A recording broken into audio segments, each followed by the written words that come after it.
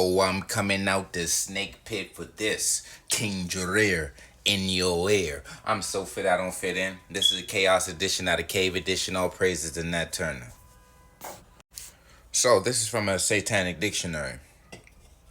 From a Satanic Dictionary I got from a Jewish bookstore. And this is King Jareer in your ear.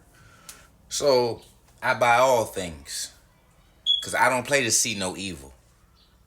See, when you play to see no evil, you're not going to read things that's deemed evil. You understand? Speak no evil, see no evil, and hear no evil mean that you are a positive vibe ass person. You're looking to have a good day and high frequency. You understand? Remember, Solomon prayed for the knowledge of good and evil.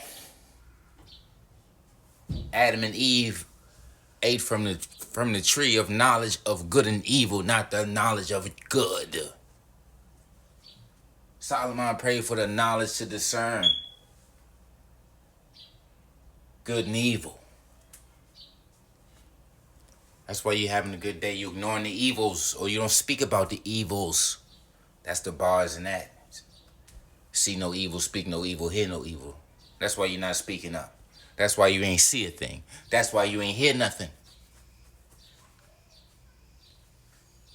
But according to the Satanic Dictionary, the black man is the devil.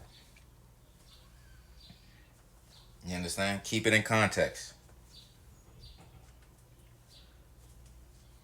That's what I find a lot of my people doing, taking that out of context, and a lot of other people taking it out of context. Stay in context. Let's not add shit. Let's not do. We looking to explain why he's calling us that. We don't need an explanation on a protagonist. That's nothing but a story role. You got a protagonist and an antagonist. That's just it. We the antagonist in this fucking story. Everything is light.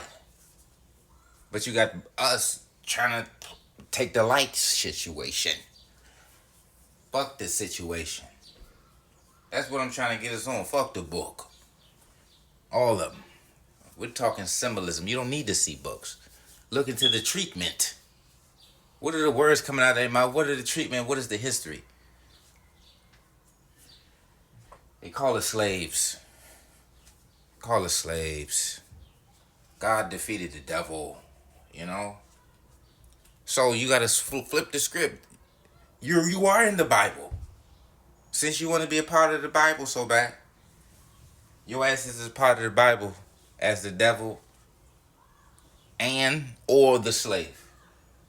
I mean, they're calling you a slave now. And in some instances, they call you a monkey or a devil. You see what I'm saying? However you want to spin it. Even the spin game is how hair grows as spinning. Spiral hair, ether. You see what I'm saying?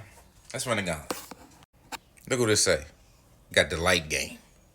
This what Queen Elizabeth threw on after the George Floyd assassination. They speak in symbolism. And this is the Order of George. The Order of George and St. Michael's. You don't even know the bars. You don't even know the bars. Y'all keep thinking this angel and devil stuff is some metaphysical, metaphorical. These are people. That's them over us. That's us saying we can't breathe. What do you think we can't breathe mean? Look what it say. Yes, that is correct. The badge of the Order of St. Michael and St. George, one of Britain's highest honors, depicts the Archangel Michael trampling on Satan. This depiction is on the obverse side of the badge. The reverse side of the badge shows St. George fighting the dragon. The Queen's highly offensive and racist royal badge resembles the unaliving killing of George Floyd, according to protesters who are petitioning to have it redesigned. And this is for educational purposes. They're playing the bird game. They saying they got bird noses. They drawing themselves with bird wings on their back. All the whites got wings on their back, feathered wings, of course. Hold on, let me read some of this from out this book real quick. Wings, associated not only with Christian angels but with the fairy spirits and demons of ancient cultures. This partial assumption of bird-like form is an expression of their association with the heavens, their feathers lifting them above the human realm. What wings suggest symbolically is thus not the physical ability to fly, but an elevation of or improvement upon the mirror corporeal, a subject as it is to the earth's gravity. Thus, the cherubim, the highest order of angels, are represented as most richly endowed with wings. In Ezekiel, they are described as having 4 faces and 4 wings, standing on wheels covered with stars like eyes. They form a living chariot bearing God himself. In the book of Revelation, they are described as having 6 wings. In the illustration of medieval books, the number varies. Classical personifications are also portrayed with wings. I don't even know how to say some of these goddamn names. Look, Nikki, which is Nike. For Fortune. Look, John the Baptist. Look at this. Western Europe. Angelicus Thomas. Look at this birdistry. They got wings on the Solomonic Dynasty situation. So look for the birdistry. The birdery. Where they exercising vicious bird power.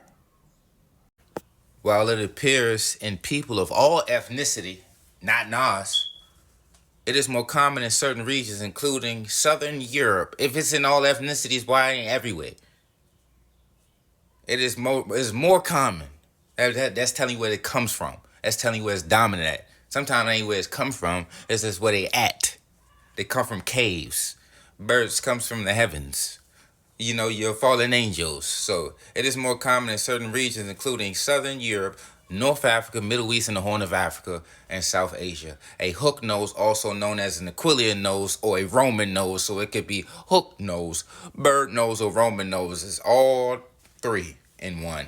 It's characterized by a prominent bridge, which gives it the appearance of being curved or slightly bent.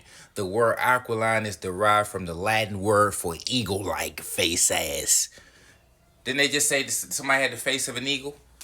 Remember this for educational purposes? Alluding to an eagle's curve beakington.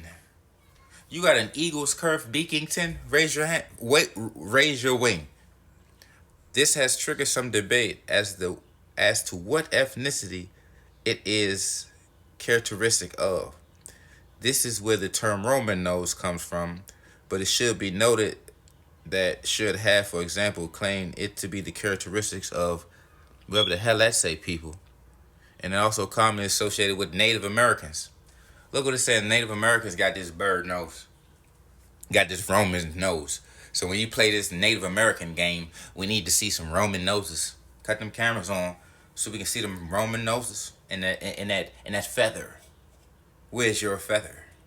You know, where's your beak? You know, cut that camera on so we can see that beak.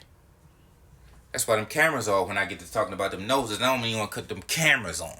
Remember this for 18 years old, a mature audience. You know we got to do all our disclaimers. In the name of God, in the name of Allah Akbar, in the name of Jah, Yah, Ra, Tada, Alakazam, Abracadabra, Abraham.